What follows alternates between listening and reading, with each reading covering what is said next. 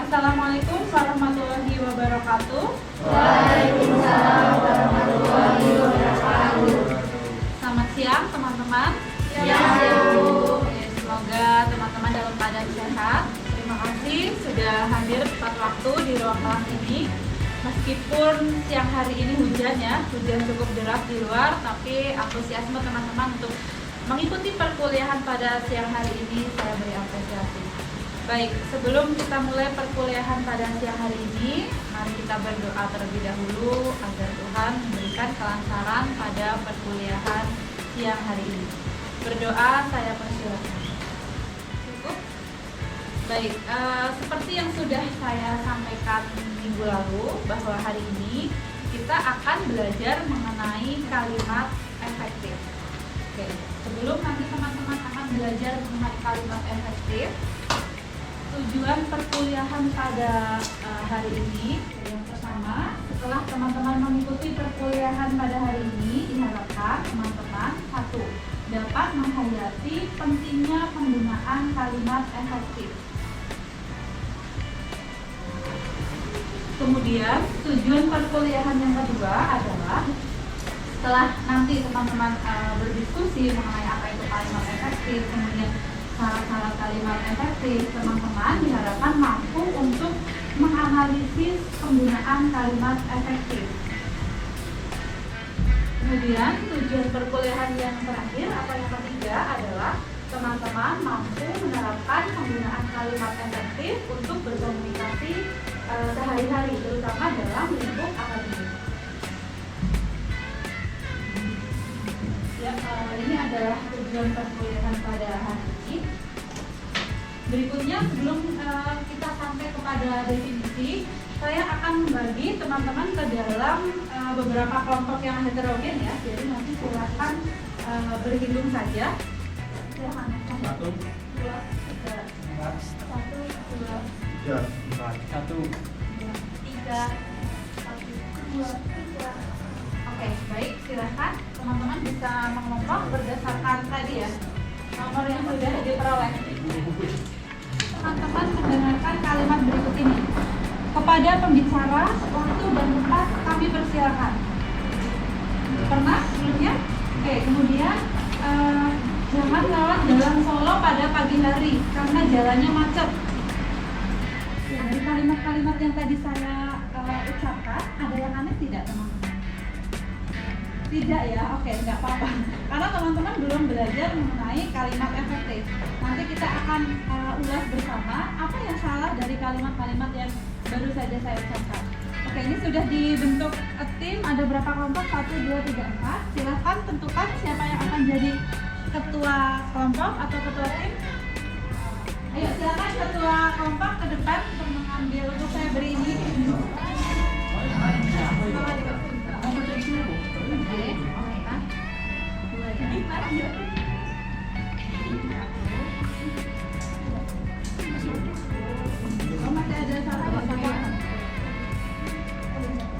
Oke, silahkan teman-teman berdiskusi mengenai topik yang sudah teman-teman dapatkan.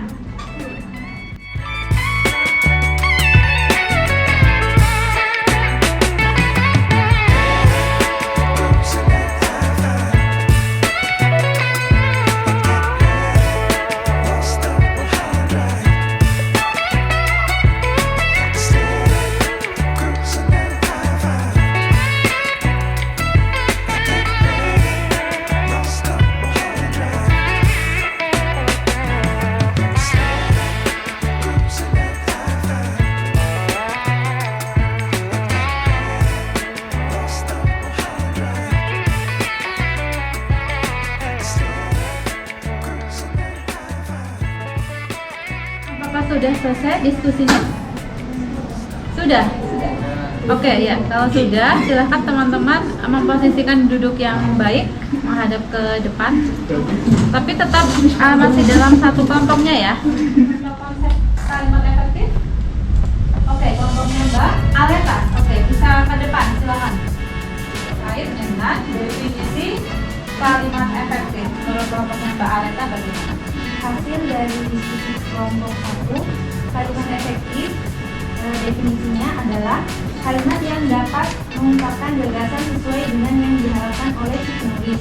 Maksudnya, kalimat yang digunakan harus mengungkapkan gagasan atau informasi pada orang lain atau pembaca secara jelas. Oke, terima kasih. Sebentar di sini dulu. Ada yang ingin memberikan tanggapan dari kelompok lain? Setuju semuanya? Setuju. Oke, silakan kembali ke tempat. Oke, terima kasih kepada Mbak Aleta tadi sudah menyampaikan hasil diskusinya terkait dengan definisi kalimat efektif. Jadi teman-teman juga bisa lihat kalimat efektif adalah kalimat yang mampu mengungkapkan gagasan sesuai dengan maksud penulis atau pembicara. Kemudian definisi yang kedua, kalimat yang mampu membangun kesepemahaman antara penulis dengan pembicara atau yang kedua, kalimat yang mampu membangun kesepemahaman antara penulis dengan pembaca atau pembicara dengan pendengar. Nah, dari dua pengertian ini, teman-teman dapat menyimpulkan bahwa ketika teman-teman menulis sebuah kalimat, itu harus dapat dipahami oleh pembaca dengan maksud yang sama dengan apa yang teman-teman maksudkan. Maksud teman-teman ingin mengatakan A, tapi yang menangkap justru B atau C. Ini yang tidak boleh. Lain halnya ketika teman-teman menulis karya sastra. Ada yang mengatakan bahwa karya sastra yang baik itu karya sastra yang multitafsir, atau karya sastra yang menarik itu karya sastra yang multitafsir, yang dimaknai berbeda-beda oleh pembacanya.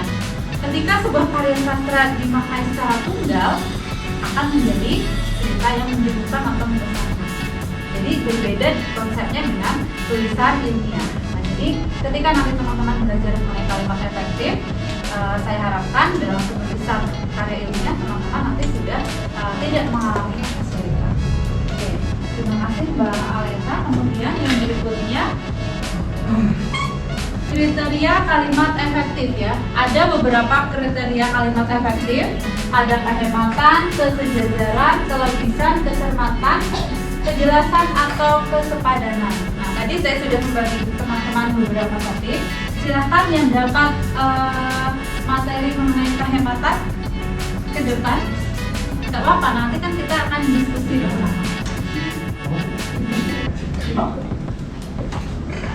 Silahkan disampaikan apa yang dimaksud kehematan dalam sebuah kalimat efektif. Kehematan kata artinya penggunaan kata yang ringkas, dan tidak bertele-tele, namun tidak mengurangi makna atau mengubah informasi. Contoh, saya naik ke atas pohon untuk mengambil mangga. Yang benar, saya naik ke pohon untuk mengambil mangga. Oke, ya, terima kasih. Silakan kembali ke tempat. Beri tepuk tangan ya. Oke, jadi tadi disampaikan oleh Mas siapa? Mas Ilham, bahwa dalam sebuah kalimat efektif itu tidak boleh boros ya, tidak boleh boros dalam penggunaan kata, tapi tentunya tetap tidak mengurangi makna dari kalimat yang akan diungkapkan atau disampaikan. Nah, tadi diberikan contoh, saya naik ke atas pohon. Secara logika naik ke atas ya, tidak mungkin naik ke bawah. Makanya cukup menggunakan saya ya naik ke pohon. Oke, sekarang kita lihat. Nah, kehematan ini berkaitan dengan penggunaan kata, frasa, atau bentuk lain yang dianggap tidak perlu. Jadi kita harus hemat dalam menggunakan kata, frasa, atau bentuk lain ya. Yang kemudian playground atau tempat bermain anak, gardu pandang, dermaga apung, prawisata, dan juga jogging track. Teman-teman bisa lihat di sini ada pemborosan frasa ya, yaitu pada frasa tempat wisata tersebut. Karena ini masih dalam satu kalimat dan frasa ini mengacu pada frasa yang ada di awal ini, jadi yang kedua bisa dihilangkan dan ini tidak mengurangi makna sama sekali. Jadi cukup tempat wisata ini sangat menarik karena menyediakan playground atau tempat bermain anak, gardu pandang, dermaga apung, prawisata, dan jogging track. Bisa dipahami ya dari contoh yang nomor 1. Kemudian yang kedua, menghilangkan bentuk yang bersinonim. Jadi ketika ada sebuah kata yang memiliki makna yang sama, teman-teman cukup menggunakan salah satu saja. Contohnya, kita harus membuka misteri kematian Brigadir Joshua terang-terangnya agar supaya masyarakat percaya kepada institusi Polri. Mana yang membuat tidak efektif? Agar supaya ya, karena ini maknanya sama. Jadi silakan pilih salah satu. Apakah akan menggunakan agar atau supaya. Kemudian contoh berikutnya, harga tiket masuk ke desa wisata tersebut hanya 5.000 saja. Sajanya ya, karena hanya dan saja itu maknanya sama. Silakan gunakan salah satu. Menghilangkan makna jamak yang ganda. Ini maksudnya ganda ya. Jadi seperti teman-teman lihat pada contoh nomor 1, ketika sebuah kata itu sudah berarti jamak atau ganda, itu tidak perlu menggunakan tambahan lain seperti ini. Kematian Brigadir J mendapat sorotan publik karena ditemukan banyak kejanggalan-kejanggalan yang disampaikan oleh pihak keluarga. Apa yang salah? Oke, kejanggalan-kejanggalan ini maknanya sudah lebih dari satu, jadi tidak perlu diberi tambahan kata banyak, karena ini jadi boros ya, dan mengakibatkan tidak efektif. Kemudian banyak masyarakat yang penasaran isi buku hitam yang dibawa Ferdi Sambo. Apa yang salah? Alasannya kenapa, Mas? Iya. Mas Vino. Oke, betul sekali ya. Jadi masyarakat itu maknanya sudah jamak, lebih dari satu sudah banyak, jadi tidak perlu ada kata banyak. Kemudian contoh berikutnya, Pengadilan Negeri Jakarta Selatan menggelar sidang dengan agenda pemeriksaan para saksi-saksi untuk terdakwa Barada Richard Eliezer atau Barada E, Bribka Riki Rizal atau Bribka RR, dan Kuat Ma'ruf. Apa yang salah dari saksi-saksi? Para saksi-saksi ya, saksi-saksi sudah lebih dari satu, para juga menunjukkan jamak atau banyak. Jadi cukup para saksi saja.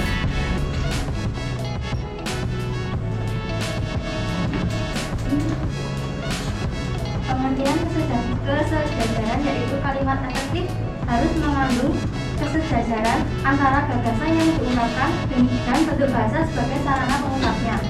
Nah, penggunaan bentuk-bentuk kata atau kalimat atau konstruksi bahasa yang sama dan dipakai untuk memberi kejelasan kalimat secara keseluruhan. Contoh mengenai kesejajaran ini, saya punya satu kalimat yang cukup efektif. Seperti ini contohnya. Buku itu dibuat oleh Badan Bahasa dan Gramedia yang menerbitkannya. Mungkin di sini teman-teman ada yang mau benarkan? Silakan. Oke.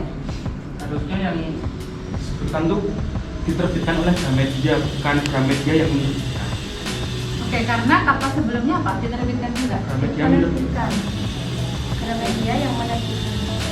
Harusnya buku itu dibuat oleh Badan Bahasa dan diterbitkan oleh Gramedia, karena kata sebelumnya menggunakan pasif ya, dibuat, makanya kata selanjutnya juga diterbitkan, bukan menerbitkan. Oke, terima kasih, tepukkan. Terima kasih Mbak Nadia. Sekarang teman-teman dia juga harus nominan. Tadi yang dicontohkan Mbak Nadia menggunakan bentuk verba pasif. Jadi kata berikutnya juga menggunakan verba pasif. Ketika verbanya aktif, kata berikutnya juga menggunakan aktif. Oke, sekarang kita lihat. Ide awal pembangunan destinasi wisata tersebut dalam rangka mengembangkan desa wisata dan untuk kesejahteraan masyarakat. Apa yang salah?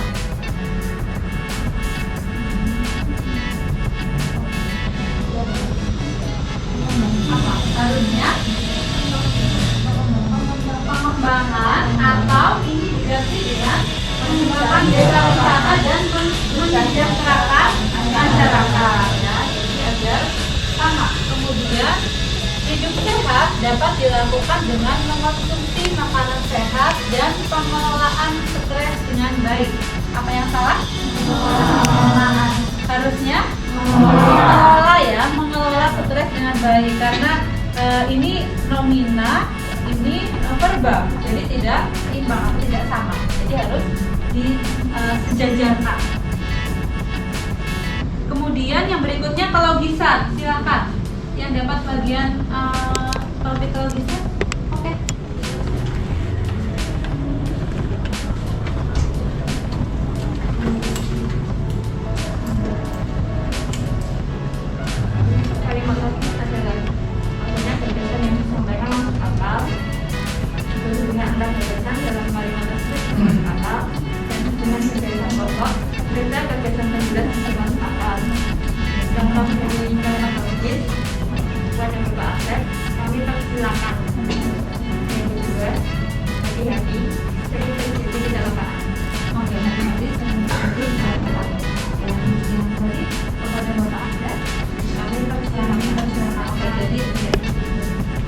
langsung menunjuk kepada orangnya ya. Terima kasih. Ya, jadi kalau bisa itu tadi yang disampaikan oleh rombongan Mbak Aleta itu terkait dengan ide kalimat harus dapat diterima akal dan penulisannya sesuai dengan ejaan yang berlaku. Silakan adalah orang ya, makanya langsung tadi yang disampaikan oleh rombongan Mbak Aleta itu sudah tepat kepada Pak Asep, kami persilakan. Atau ini yang saya berikan contoh kepada Ibu Dekan, waktu dan kepada Ibu Dekan, waktu dan tempat kami persilakan, ini kan salah ya. Jadi langsung kepada Ibu Dekan, kami persilakan. Jadi jangan waktu dan tempat yang dipersilakan. Ini menjadikan tidak efektif meskipun kita paham artinya, tapi secara logika itu tidak logis ya.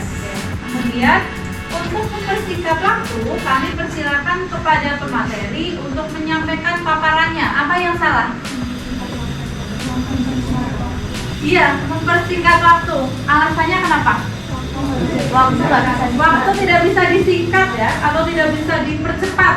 Nah, waktu kan hanya bisa dihemat ya. Untuk menghemat waktu, kami persilakan kepada pemateri untuk menyampaikan paparannya. Kemudian, jangan lewat jalan Solo pada pagi hari karena jalannya macet. Apa yang salah? Oh iya, betul, Mas Rahim. Kenapa? Ya, jalannya itu yang salah, yang menyebabkan kalimat tersebut tidak efektif. Karena jalan. Oke, betul. Yang bisa macet itu lalu lintas ya. Jalan kan dia diam di situ aja, tidak bisa jalan-jalan. Ya, oke. Kalau tidak percaya teman-teman bisa cek di KBBI ya. Jalan itu tidak bisa jalan-jalan, tidak bisa bergerak. Yang bisa bergerak adalah lalu lintas ya yang bisa macet. Oke. Kemudian contoh yang keempat, Mas Besi alias Muhammad Subhi Azal Sani akhirnya berhasil ditangkap Polda Jawa Timur pada Kamis malam. Apa yang salah? Coba, ada yang tahu? Apa? Menemukan kejanggalan di kalimat tersebut? Bukan akhirnya, akhir lain. Oke, yang berhasil Polda Jawa Timur atau Mas Desi? Kan Polda Jawa Timur yang berhasil. Ini kan ya meskipun kalau secara terlintas kita paham maknanya ya. Tapi ini kalau dianalisis lebih lanjut ini tidak logis kalimatnya. Harusnya Polda Jawa Timur berhasil menangkap Mas Besi alias Mas Subhi Azal Sani. Itu ya, jadi tahu ya. Ini kami menjelaskan kecermatan dalam kalimat efektif.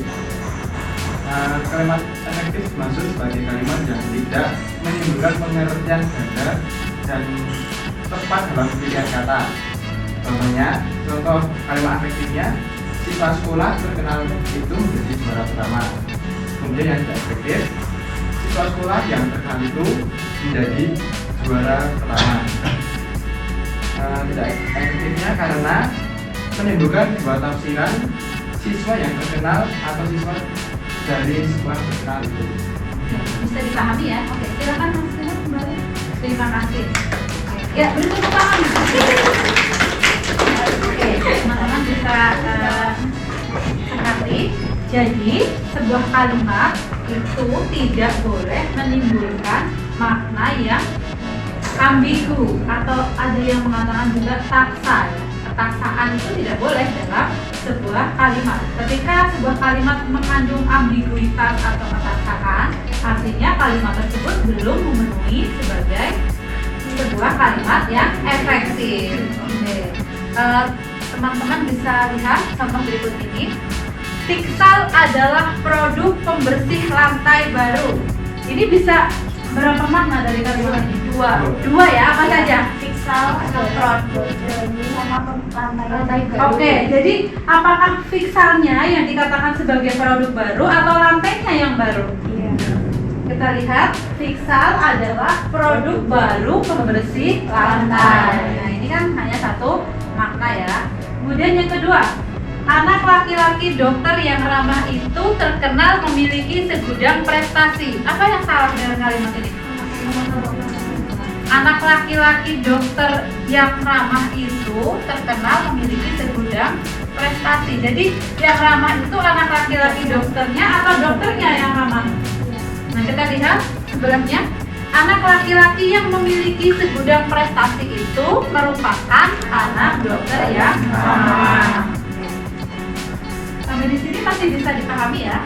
Oke, yang berikutnya kejelasan atau kepadanan. Silakan kelompok siapa? Oke, Mas Cahyo. Cahyo, silakan.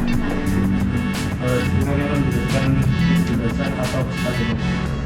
Kejelasan atau kepadanan harus menggunakan unsur yang lengkap dan tepat.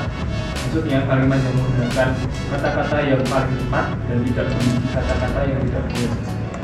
Harus memiliki struktur yang jelas sehingga memudahkan orang memahami makna yang terkandung di dalamnya.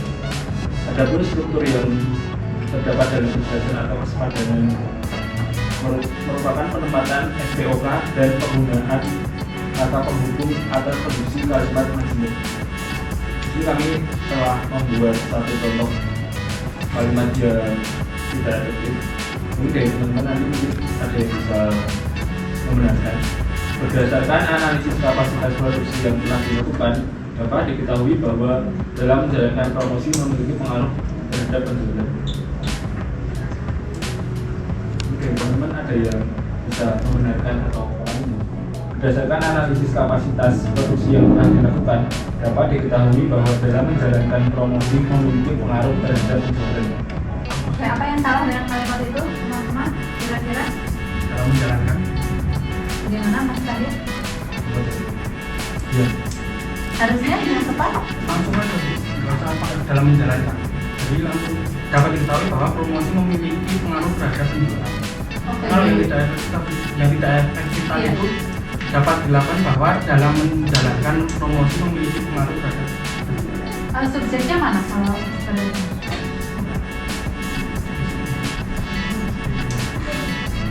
Berdasarkan analisis kapasitas produksi produksi yang telah dilakukan, ya, yang efektifnya bagaimana? dapat diketahui bahwa promosi memiliki pengaruh terhadap penjualan. Oke, promosi memiliki pengaruh terhadap penjualan. Kalau tadi yang tidak efektifnya? Berdasarkan analisis kapasitas produksi yang telah dilakukan, dapat diketahui bahwa dalam menjalankan promosi memiliki pengaruh terhadap penjualan. Dengan menggunakan unsur yang tepat dan lengkap. Yang pertama, kalimat memiliki subjek dan predikat yang jelas. Seperti yang pernah saya sampaikan sebelumnya, bahwa syarat minimal sebuah kalimat itu harus mengandung subjek dan predikat. Itu saja, subjek dan predikat itu sudah cukup untuk disebut sebagai sebuah kalimat. Sekarang teman-teman bisa cermati contoh berikut ini. Bagi semua mahasiswa dilarang menggunakan gawai selama perkuliahan. Apa yang salah dengan kalimat ini? Ya, bagi. Kenapa? Ketika ada bagi di depan kata semua, apa yang terjadi? Oke, ya, Mbak Nurul sudah tepat. Karena ketika ada preposisi bagi, ini mengakibatkan kalimat ini tidak memiliki subjek. Tapi sekarang kita lihat, semua mahasiswa dilarang menggunakan gawai selama perkuliahan. Semua mahasiswa, ini subjek, dilarang predikat, menggunakan gawai itu pelengkap selama perkuliahan keterangan. Jadi secara struktur terpenuhi. Kemudian dalam pembangunan kawasan wisata tersebut memberdayakan masyarakat sekitar. Nah, tadi harus sama ya.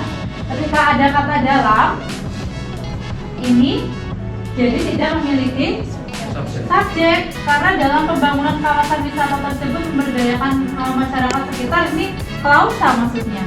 Karena ini ada kata keterangan di sini, klausa keterangan. Nah, jadinya pembangunan desa wisata tersebut subjek, memberdayakan, predikat, masyarakat, objek ya, sekitar. Kalau kegiatan itu saya dibantu teman-teman panitia. Nah, dalam kalimat ini ada yang janggal ya. Ini ada double subjek di sini. Penyusunan proposal kegiatan itu subjek saya, subjek lagi. kemudian dibantu itu predikat teman-teman panitia pelengkap. Nah, harusnya yang tepat dalam penyusunan proposal kegiatan itu, ini nanti fungsinya sebagai keterangan.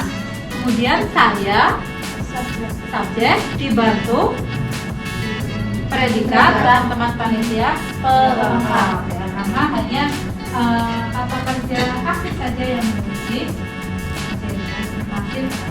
Kemudian predikat kalimat tidak didahului kata yang. Kalau teman-teman tahu, kata yang itu bisa menominalisasi ya, makanya kita lihat. Rumah kami yang terletak di selatan toko kue. Ini ada predikatnya tidak?